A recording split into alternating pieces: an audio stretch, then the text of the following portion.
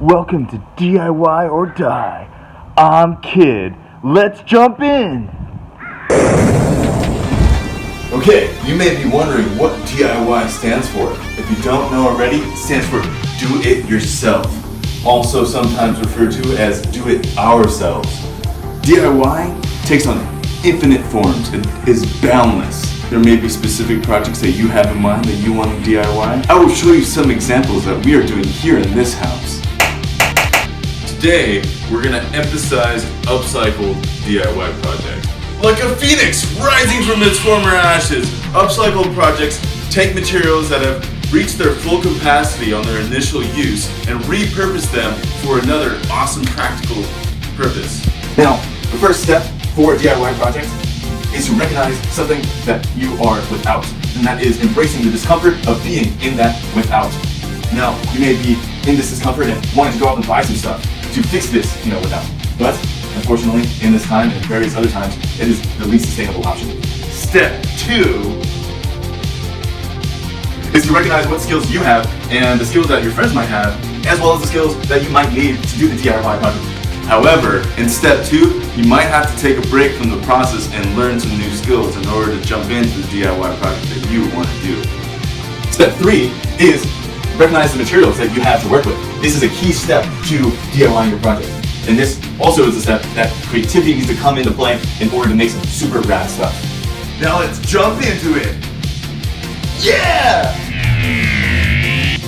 The first upcycled DIY project we're going to look at is this kitchen island table, where the top boards were found curbside, the shelves and the posts on the end were found in a secret stash of free wood behind the bike co-op couch, where people donate excess wood from their project. On either side here we have pieces of pallet that we cut out, and as you can see on the inside it creates some super fun shelves for all sorts of goodies. We actually ended up getting some other tools. We got these wheels that we wanted to put on it so we could roll around, but we had to use these extension blocks in order to get it to the height that we wanted. And here it is! We have all sorts of stuff on it that we use frequently. So the simplest method of making a face mask is taking a sheet of fabric, it can be a bandana or something like that, getting 2 rubber bands or hair ties and folding it towards the center line on both sides, and then folding it on itself and tucking the rubber band on the side. And then simply just folding that in,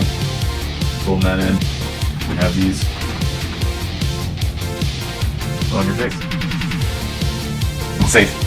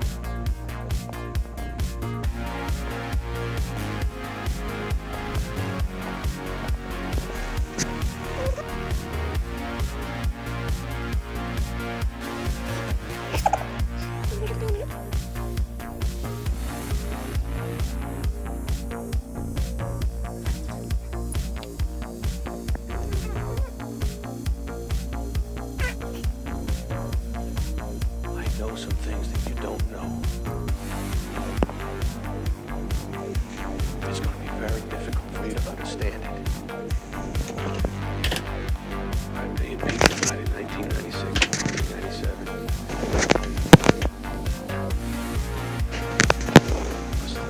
The entire population of the world.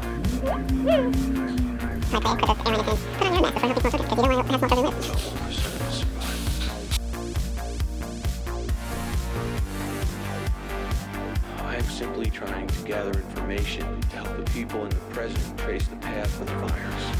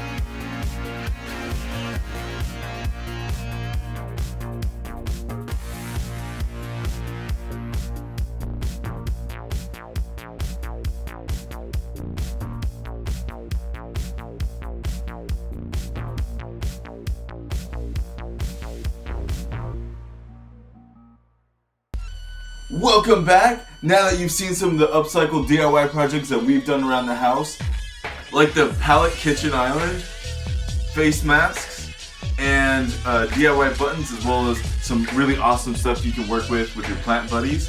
This is the last one on our list, and this is the mobile print studio. You can bike this around anywhere around town.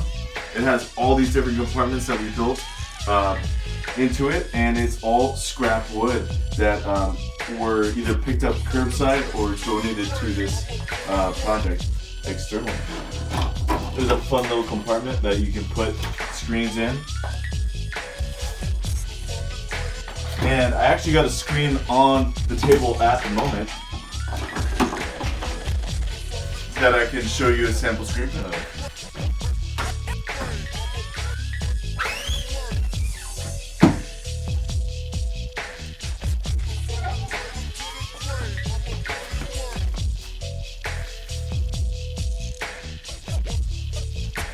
Solidarity. One thing to recognize throughout this whole process is we are all in this together.